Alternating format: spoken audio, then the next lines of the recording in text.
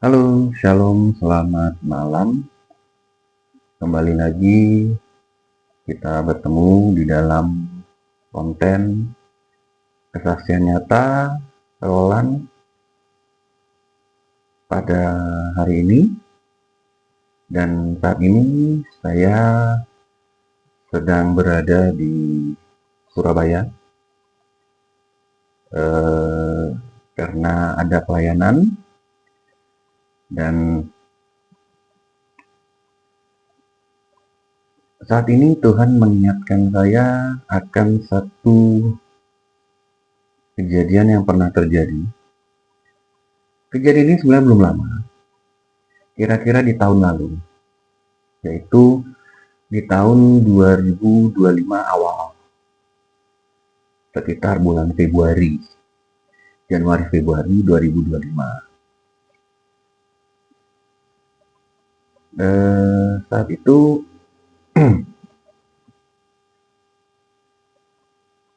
saya bekerja, tapi memang ya untuk masalah gaji memang tidak sah. Dan saat itu saya minta kepada Tuhan untuk Tuhan, kalau Tuhan izinkan, berikan kendaraan. Meskipun itu kendaraan bekas, yaitu sepeda motor, karena saat ini motor satu-satu yang pernah kami punya, kami telah jual untuk memenuhi kebutuhan hidup saat itu. Dan puji Tuhan gak lama, Tuhan berikan berkat, sehingga kami bisa membeli satu unit sepeda motor, memang kondisi second, dan tahunnya juga bukan tahun yang baru. Tahunnya agak lama, kurang lebih tahun 2012. Singkat cerita, kami memang menggunakan unit sepeda motor itu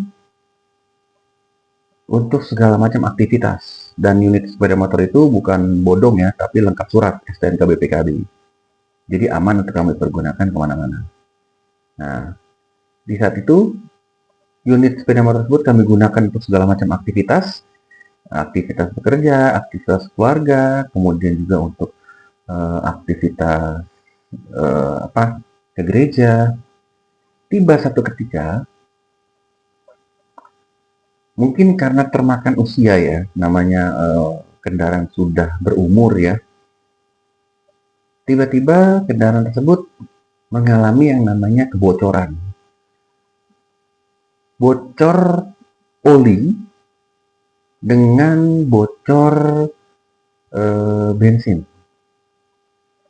Sehingga di bagian bawah motor Matic tersebut itu ada seperti ada dua tetesan, yang satu bensin, yang satu oli.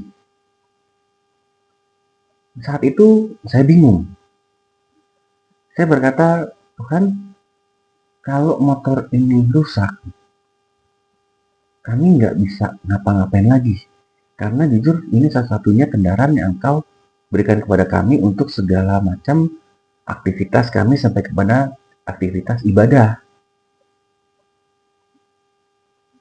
Dan saat itu saya coba mau ngecek kerusakannya separah apa, seberapa besar uang yang dikeluarkan. Akhirnya saya bawa ke bengkel, dan di saat itu dari pihak bengkel menyatakan bahwa ini harus turun mesin. Sudah banyak komponennya yang rusak dan aus, yang memang menyebabkan kebocoran. Setelah ditotal kira-kira 3-4 juta. Dan jujur, nominal segitu buat kami saat itu berat. Sangat berat karena sangat besar. Yang mana akhirnya kami putuskan tidak jadi bikin karena kami tidak punya uang. Motor tersebut saya bawa ke tempat di mana istri saya bekerja. Ya. Di saat itu kami berdua melihat motor itu, memang terlihat sekali tetesannya itu ada ya, dan lumayan tetesannya gitu. Dan saat itu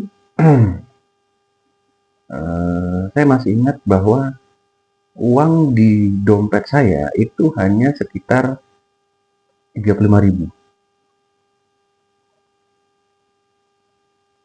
Saya bilang kepada istri saya bahwa duit cuma segini nggak mungkin kita bikin, nggak punya uang. Tapi kalau kita nggak punya motor, akses daripada aktivitas sehari-hari bahkan akses untuk ibadah itu terganggu. Karena kalau kami menggunakan Grab atau maksudnya untuk ojol, kami belum punya uang yang untuk memadai pada setiap harinya. Singkat cerita, saat itu kami bingung.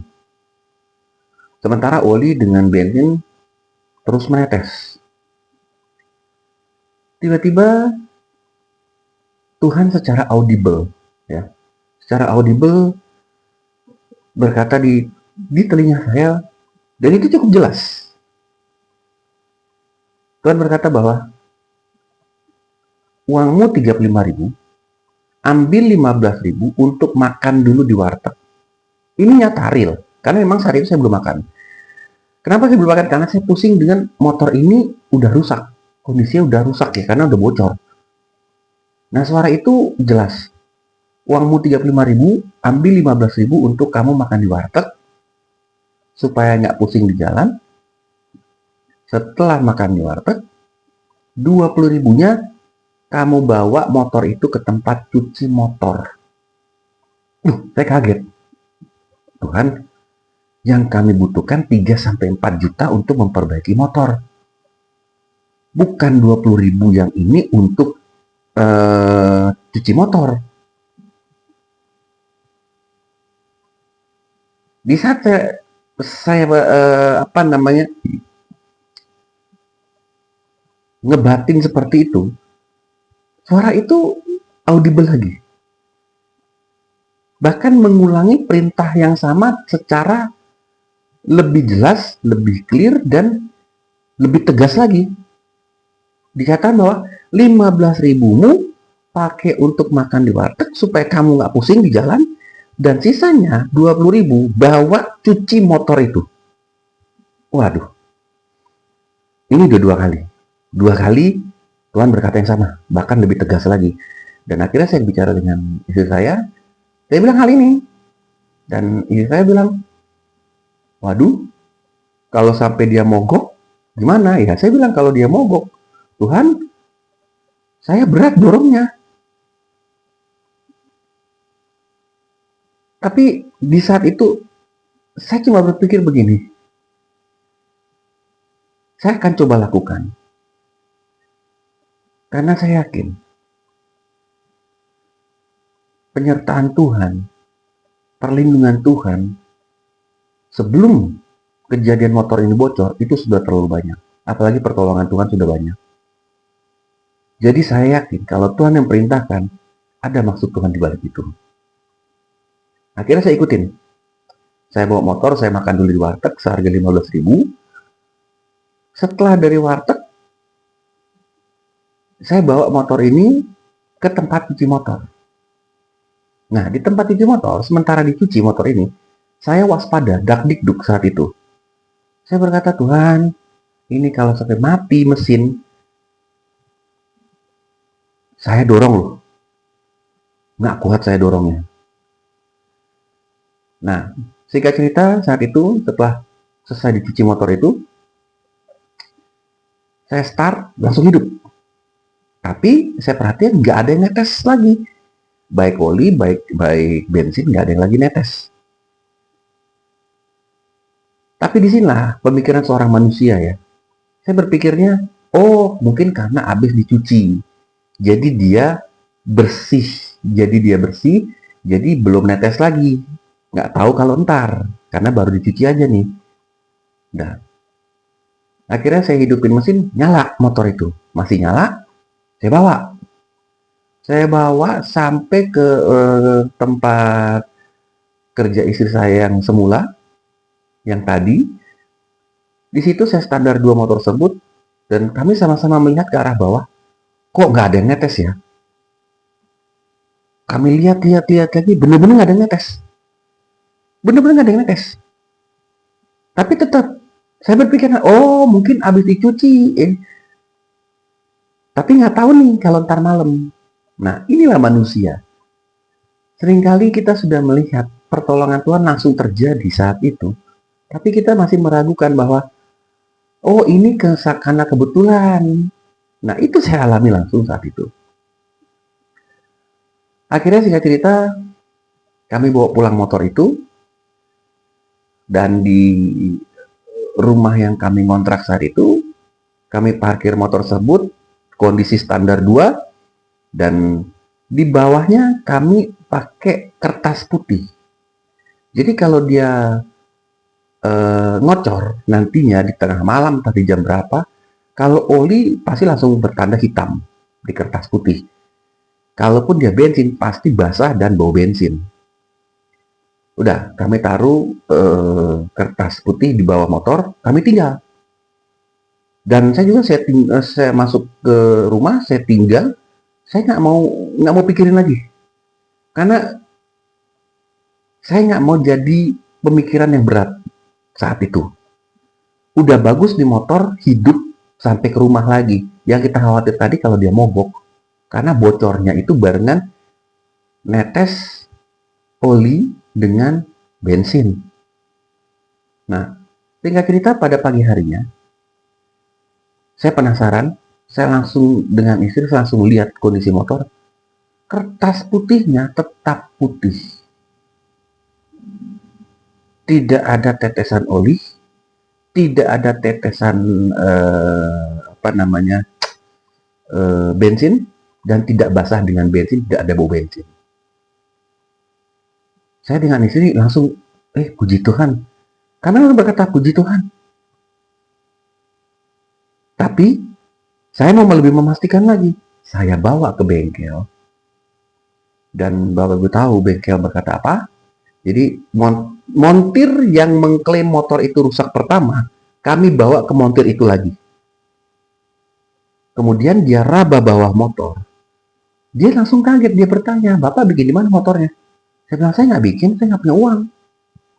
Saya bawa kembali ke kamu, karena kamu kan klaim kemarin bocor, biaya 3-4 juta. Sekarang saya mau tanya, masih bocor nggak? Nah, di saat itu, dia langsung bilang, orang motor udah normal, ngapain dibawa ke sini, bawa pulang aja. Saya kaget. Jadi saya bilang, jadi nggak bocor lagi? Ya nggak ada ini bocornya. Kalau mau bocor, udah dari tadi mau bocor, Pak. Dan semenjak saat itu, motor tersebut tidak bocor lagi. Satu hal yang Tuhan ajar kepada kami, yang Tuhan edukasi kepada kami saat itu. Kedaulatan Tuhan gak main-main.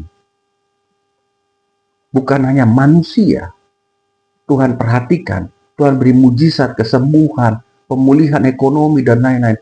Tapi terhadap benda mati sekalipun, kalau benda itu dipergunakan untuk hormat kemuliaan bagi nama Tuhan, disitulah tangan Tuhan bekerja, kedaulatan Tuhan bekerja, menutup bungkus benda mati tersebut normal adanya. Dan ini nggak main-main. Kalau kita sering dengan manusia disembuhkan, wajar. Kalau kita dengar manusia dipulihkan, wajar. Ini motor benda mati, yang notabene sudah kronis. Tapi puji Tuhan, sehat. Hanya dengan cuci motor. Terkadang kita nggak ngerti dengan jalannya Tuhan. Karena memang Tuhan berkata dalam firman-Nya di Alkitab, jalanku bukan jalanmu, rancanganku bukan rancanganmu. Jadi kita nggak pernah ngerti apa yang Tuhan rencanakan. Bahkan di saat itu terjadi suatu mujizat, pemulihan, atau jawaban doa dari pergumulan kita, kita terkagum-kagum. Hal yang tidak pernah kita terpikirkan, ternyata itu yang Tuhan sediakan. Asal satu yang Tuhan minta. Di saat Tuhan perintahkan, lakukan, nurut, taat. Di saat kita nurut dan taat, lakukan, di saat itu kuasa Tuhan bekerja. Mujizat Tuhan terjadi. Pemulihan terjadi. Bahkan untuk benda mati sekalipun, yang Tuhan tahu, itu digunakan untuk hormat kemuliaan bagi nama Tuhan. Tuhan pulihkan. Sehat, sempurna, dan aman dipergunakan. Berapa banyak dari kita seringkali menjadikan Tuhan sebagai pengisi dompet kita. Bahkan kita berpikir pemulihan berkat dari Tuhan itu hanya uang, uang, uang, dan uang. Napas kehidupan kita itu adalah berkat. Bahkan pemulihan dari Tuhan bukan hanya berhubungan dengan kesehatan, bukan juga berhubungan dengan ekonomi, tapi benda-benda yang kita pergunakan untuk ibadah, untuk hormat kemuliaan bagi nama Tuhan, untuk kebutuhan hidup kita. Di saat kita berteriak kepada Tuhan, Tuhan langsung turut campur tangan.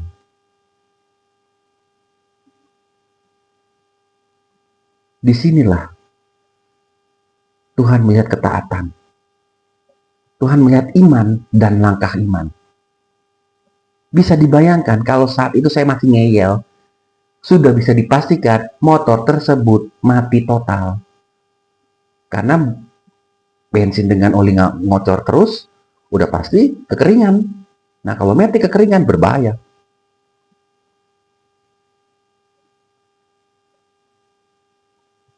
Jadi, berdasarkan kesaksian ini, wajib kita sadari bahwa pertolongan Tuhan itu datang tepat pada waktunya. Tangan Tuhan tidak cukup pendek untuk menolong kita. Tangannya sangat panjang untuk menolong kita. Apapun dan bagaimanapun kondisi kita, Tuhan menolong kita. Apalagi kita berseru, kita serahkan masalah itu. Jangan fokus sama masalah. Fokus kepada apa yang Tuhan perintahkan. Itu yang kita lakukan. Sama seperti kisah saat Ishak mau dikorbankan.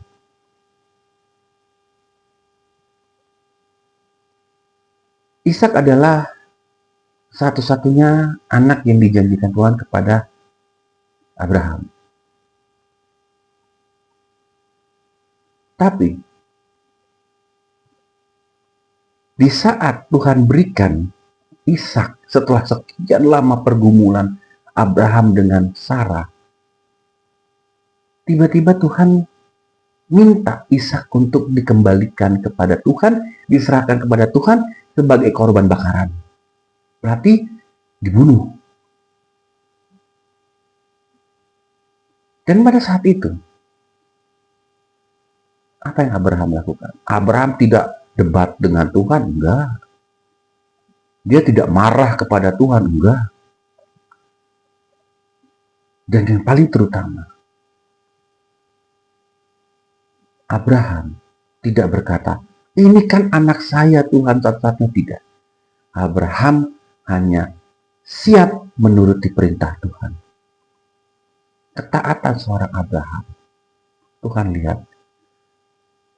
Di saat pisau sudah terhunus untuk menjadikan Ishak sebagai korban, untuk menghabisi Ishak sebagai korban bakaran, di saat itu Tuhan melihat iman seorang Abraham, dan di saat itu Tuhan sigap langsung menyuruh Abraham, jangan kau bunuh anak itu, jangan kau apa-apakan anak itu.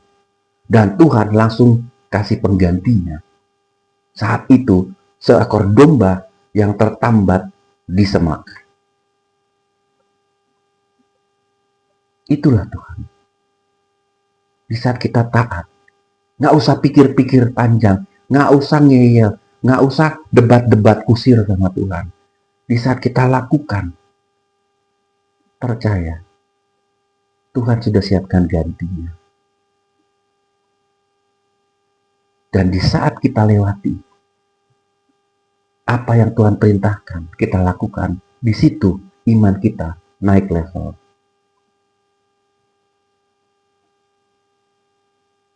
Dan kalau kita berbicara iman naik level, otomatis Tuhan adalah Tuhan, Tuhan Yesus kita, Tuhan yang baik. Dia bukannya menaikkan level kita di saat kita taat kepada perintahnya, tapi berkat mengikuti Anda. Itu bonus dari Tuhan.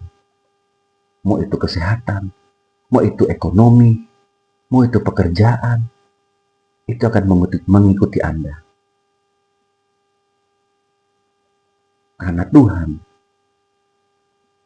adalah Tuhan yang adil, dan Tuhan butuh ketaatan. Jadi marilah kita taat dengar-dengaran kepada perintah Tuhan, yakin apa yang Dia buat adalah baik adanya. Karena Tuhan tidak merencanakan kejahatan. Dia merencanakan damai sejahtera, sukacita, pemulihan. Imani hal itu. Fokus kepada Tuhan. Fokus kepada perintahnya. Fokus kepada ketaatan. Jangan fokus pada masalah. Shalom dan selamat malam. Sampai bertemu di konten kesaksian nyata Roland yang berikutnya. Tuhan Yesus memberkati.